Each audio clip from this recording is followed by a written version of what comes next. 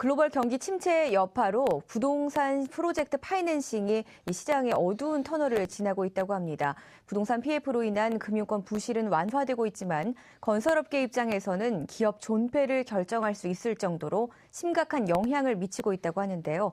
이 부동산 PF 시장에 대해서 알아보도록 하겠습니다.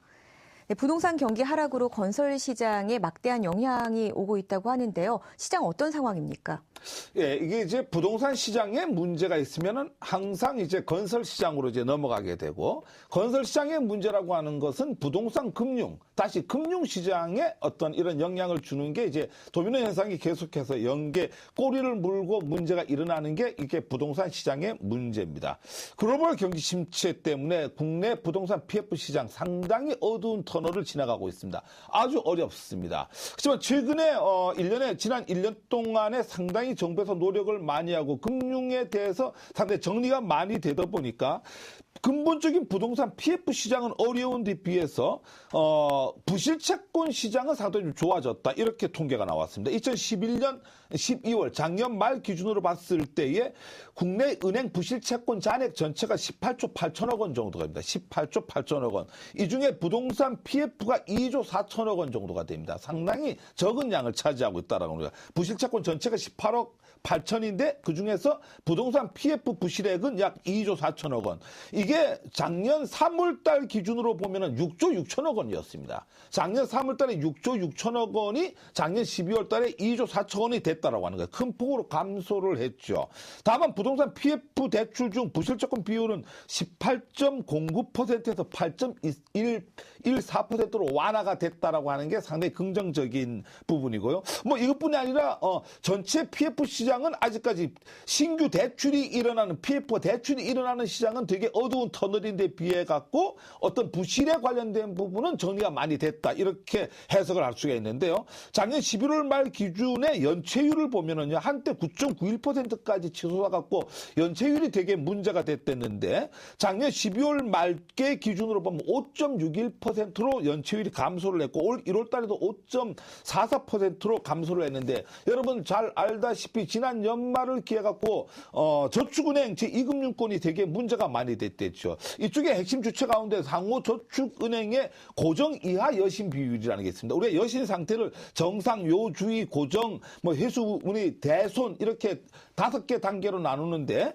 고정 이하의 여신 비율을 낮추다 보니까 2011년 6월 말 25.2%에서 작년 9월 말 19.2%로 전보다 낮아졌다라고 하는 부분이죠. 이런 것 때문에 연체 비율이 되게 많이 졌는데, 그런데 이제 아까 안심할 단계는 아니다라고 하는 거죠. PF 시장에 이게 금융권이 주체라고 하면 또 다른 주체가 있죠. 건설회사가 주체인데요.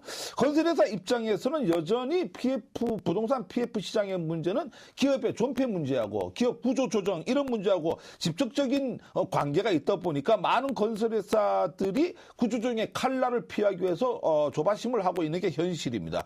이미 여러분 잘 알다시피 시공능력 100위 기업 내에 24개의 기업이 기업 회생 절차가 지금 현재 진행 중입니다. 엄청난 사회적 문제를 갖고 오고 있다, 이렇게 보시면 되겠습니다. 네, 지난해에도 많은 건설사들이 퇴출이 됐었는데요. 올해 역시 10개 이상의 건설업체가 중점 관리 대상으로 또 지정이 됐다고 합니다.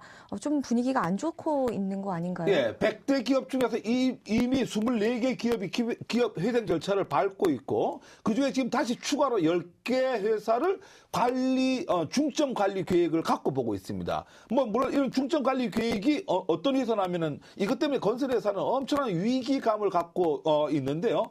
주거용 건축 비중이 50% 이상이 되는 회사. 그러니까 주거용 건축 비용에다가 엄청나게 부동산 PF 대출을 많이 해줬댔거든요. 이게 50% 이상인 기업이나 전체 차입금 중에 저축은행에서 빌린 비중이 25%를 웃도는 기업. 그러니까 저축은행에서 대출을 받았다라고 하는 것은 고이율을 내고 이자를 내고 있다라고 하는 거죠. 그다음에 PF 보증금이 자기 자본금의 200%를 넘는 기업.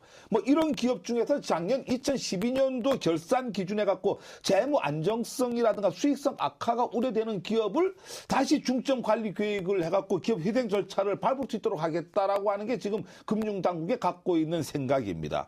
이렇게 되다 보니까 지금 현재 10대 기업 안쪽에 있는 기업들도 되게 위험하다라고 하는 거죠. 지금 PF 자금 대출이 여의치가 않습니다. 거의 뭐 10대 건설회사 중에서도 D사나 H사 이런 쪽은 현재 은행권에서 PF 대출이 되지 않는 이런 어떤 현상이 일어나니까 전반적으로 어떤 부실의 형태가 나타나고 있다. 왜 이러냐면은 10대 건설회사도 되게 위험하다라고 하는 부분입니다. 지난 6월 말 기준에서 현재 3천억에서 3조 3천억 정도의 시행사에서 하는 현장에다가 지급 보증을 해줬다라고 하는 거죠. 이 지급 보증을 해줬다라고 하는 건 우발 채무를 항상 갖고 있다라고 하는 겁니다. 근데 이게 어느 정도 양이 나면은요, 10대 건설회사 각자 회사에서 작년 매출이 일어났죠. 총 매출의 30% 정도가 지금 현재 우발 채무로 잡혀 있다라고 하는 거죠. 즉 시행사에서 하는 시행 업무에다가 시공사에서 보증을 서줬다라고 하는 거죠. 이런 문제 때문에 금융권에서 10대 건설 회사라고 하더라도 PF 대출을, 보증 대출을 해줄 수가 없다라고 하는 게 현재의 분위기입니다. 이게 PF 10대 건설 회사도요, PF 대출 연체율이 되게 높습니다. 2008년도에 3.6%뿐이 안 됐는데 2010년도 6월에 7.3%로 연체율이 높아지더니까 작년 3월 달에는 12.3%까지 올라가 있기 때문에 10대 건설 회사라고 해서 안정할 단계는 아니다라고 하는 거죠. 이게 이제 여러분들 잘 알다시피 작년에 이제 뭐 부산저축은행부터 저축은행 문제 이런 거에다가 건설회사 구조조정 문제 이런 것들이 상당히 심각한데요. 이 모든 것들이 잘 알다시피 PF라고 하는 것은 분양금을 회수를 한다라고 하는 전제 조건에서 만들어지는 사업의 구조라고 하는 거죠. 이런 걸로 봤을 때 현재의 분양금 회수가 잘 되겠느냐라고 하는 시장 상황을 보면 그러지 못하다라고 하는 거죠. 이런 문제가 전반적으로 시장 전체 분위기를 어렵게 만들고 있지 않나 이렇게 생각을 합니다. 네, 뭐 전문가들의 의견에 의하면 현재와 같은 PF 구조로 계속 간다면은 건설사가 망할 수밖에 없는 구조다라고 또 지적을 하고 있다고 합니다. 어떤 의견이신가요? 예, 이게 정상적인 PF는 아니죠. 정확하게 시공사가 보증을 서는 시공사 보증부 대출 형태죠. 우리나라 PF라고 하는 것은.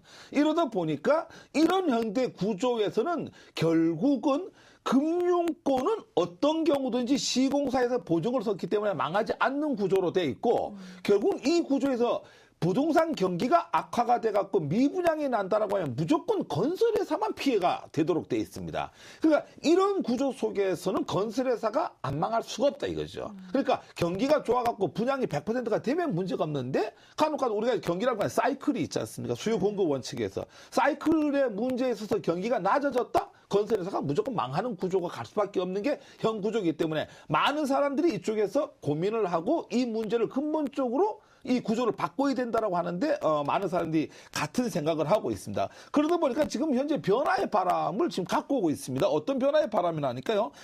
근본적으로 시공사, 아까 10대 건설사도 잘 안 해주는 게 현재 금융권의 행태다 보니까 PF 자금 대출 자체가 어려워지니까 건설회사가 건설을 시장에 할 방법이 없다. 자금이 없으니까요. 은행은 돈이 남아 돌고 현장으로는 돈이 가지 못하고 이 구조를 차입형 토지 신탁이라고 하는 새로운 제도가 최근에 나와갖고 이런 제도를 통해서 이제 건설회사 숨통을 트이는 거죠. 즉 무슨 얘기는 하니까 더 이상 시공사의 지급 보증에 의존을 하지 않고 개발 사업을 하는데 토지 신탁회사, 여러분 신탁회사 아시죠?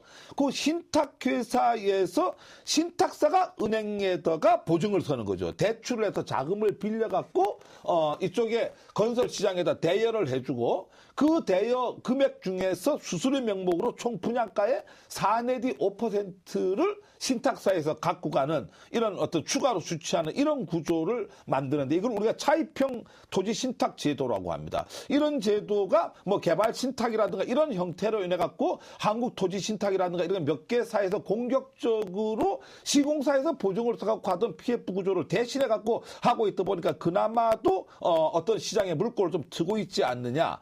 결국은 시공사의 지급 보증을 하지 않다 보니까 분양 리스크의 책임을 지지 않는다라고 하는 거죠. 이게 이제 건설사가 이제 조금 안심을 하고 갈 수 있는 건데요. 물론 뭐 변형된 형태의 PF 구조죠. 그렇지만 리스크 자체를 분담한다라고 하는 차원에서는 뭐 상당히 괜찮은 거 아니냐. 리스크를 분담하고 일부 얻어지는 분양 수익금을 상호 여러 군데서 이익을 분배해 나가는 이런 구조, 차입형 토지 신탁 뭐 이런 쪽에서 많은 사람들이 기대를 걸고 있는데요. 긍정적으로 시장에서도 보고 있고 상당히 활발하게 이루어지고 있습니다. 이게 근본적으로 PF 시장의 구조 문제가 오늘 내일 어제 오늘의 문제는 아니죠. 지난 수년간 지적되고 논의가 됐던 문제인데요.